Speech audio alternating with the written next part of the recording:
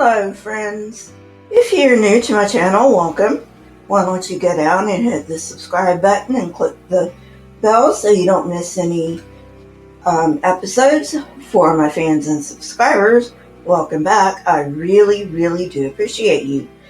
Today's topic is going to be the origins of Satan and Christian concerns. Nothing else I need to say. Let's get on with the video.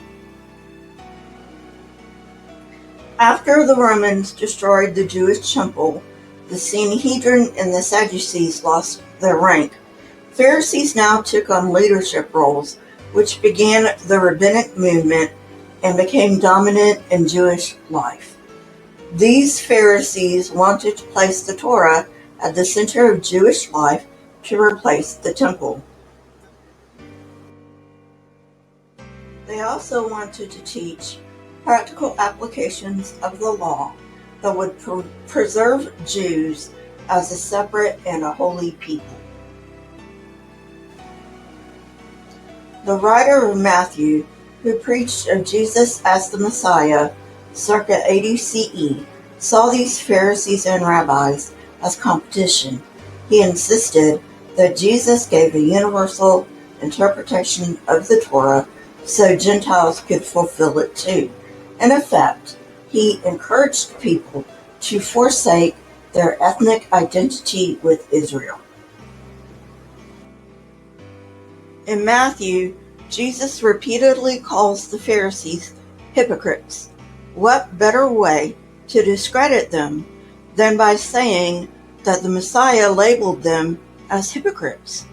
This book is only part of the bitter debate central to Jewish and Christian identity.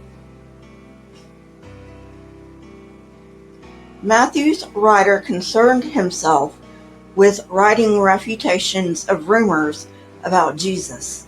For example, stories had already been circulating that his birth was illegitimate, which would disqualify him as Israel's Messiah. In addition, Jesus came from Nazareth and a common family, not the royal Davidic line. Finally, according to Mark, Jesus neglected, even violated, the Sabbath observance. And by the way, not even Matthew gets into the Davidic line because the Jews are matrilineal. I don't want to insult anybody's intelligence, but matrilineal basically means that you trace your lineage through your mother. So if your mother is a Jew, you're a Jew. So basically, if the writer of Matthew was trying to prove that Jesus came from the Davidic line, he should have done it through Mary, not Joseph. For instance, in answer to the question of legitimacy, he answered with Isaiah 7:14, in which a, quote, virgin shall conceive, end quote. The writer of Matthew was reading the Septuagint, the Greek translation of the Hebrew Scriptures, in which Alma, the Hebrew word for young woman, was mistranslated into Parthenos, the Greek word for virgin. This passage then described an ordinary, not a miraculous birth. Instead of writing that the Spirit came upon Jesus at baptism, as the writer of Mark does, Matthew's author states that the Spirit came upon him at conception. Thus, the child's conception was not scandalous but miraculous, and one that fulfilled Isaiah's prophecy. Matthew's writer also decides to make a genealogy for Jesus, tracing his lineage back to King David. Apparently, the author of Luke decided to do the same thing, albeit independently, since the genealogy found in Luke does not match the one found in Matthew.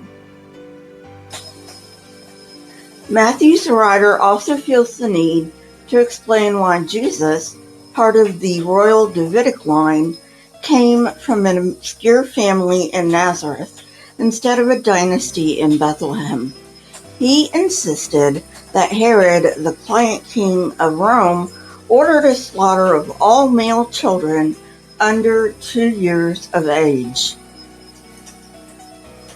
There is no record of a slaughter of the innocents in Bethlehem. After Herod's death, Joseph moved his family from Egypt to Nazareth, where they would, in theory, be safer. Herod was definitely a cruel man, but nobody lists the, quote, slaughter of the innocents, end quote, among his many crimes. Some scholars believe that the author was less concerned with biographical detail than in connecting Jesus, Moses, and the nation of Israel. In fact, throughout Matthew, the writer consistently takes prophecies understood to apply to the nation and applies them to Jesus of Nazareth. However, in doing so, the author reverses roles. That is, instead of a foreign king killing innocent babies, Herod kills the babies and becomes the intimate enemy, or the Satan. According to him, Herod found out about the supposed newborn king of the Jews, and he, along with all of Jerusalem, attempted to, quote, search for the child and kill him, end quote, Matthew 2:13. Instead of a picturesque Christmas scene, this foreshadowed the events of the crucifixion. Egypt also experiences a role reversal. Instead of the land of slavery, it now becomes a land of refuge for the Christ. Later in the book, Jesus compares Tyre, Sidon, and Sodom with the towns of Bethsaida, Chorazin, and Capernaum, Matthew 11:20-24. The writer continues this role reversal throughout the book. For example, after the Sermon on the Mount, Jesus heals both a leper that was cast out of Israel and also performs a healing for a Roman centurion. From beginning to end, the author indicts Israel's leaders.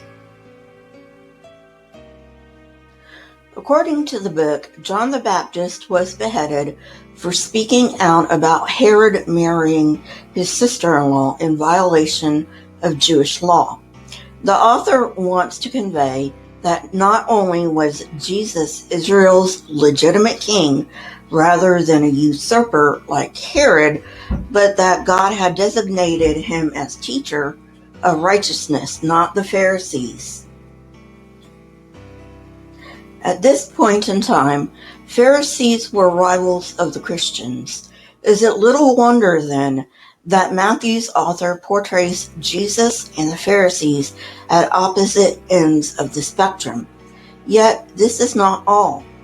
The Gospel portrays the Pharisees as respected and honored, while Jesus and his followers are maligned and persecuted.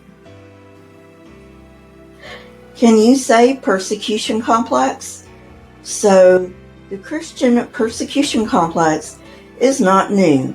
It has been around since the beginning of the Jesus movement. In telling his version of the Jesus versus Satan confrontation, the author borrows from the Q source, showing that Satan appears 3 times to test Jesus, foreshadowing Pharisees and other opponents testing him. The Q source transforms Satan into a caricature of a scribe. This scribe is a skilled debater and very adept at quoting scripture. Satan fails in his attempts to tempt Jesus to prove his divine powers, so he offers Jesus all the kingdoms of the world, which Satan claims are his. Thus, this gospel, like the Gospel of Mark, implies that political success and power, like that of the Pharisees, came not from divine favor with God, but rather a pact with the devil. So we can see that even as late as 80 CE, which is around the time that this gospel was written, Satan was very much human and not portrayed as some supernatural bad guy. This is probably because the Jews did not see Satan as a supernatural bad guy. Well, friends, that's it for today. I hope you enjoyed it. If you did, hit that like button, press the subscribe button, and if you want to know when I come out with new content, hit the bell next to the subscribe button. My Twitter, Discord, email, and PayPal links are in the description, along with the source I used for this episode. If you wish to support this channel, you may do so on my PayPal link. If you wish to get in contact with me, Twitter is the best way. Also, please leave comments in the comment section.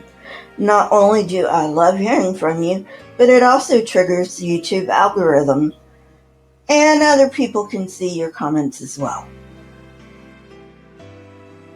Keep learning and searching for truth. Here are a few videos from my library. If you have not watched them yet, go ahead and watch them and tell me what you think. Until next time, friends, stay safe and goodbye.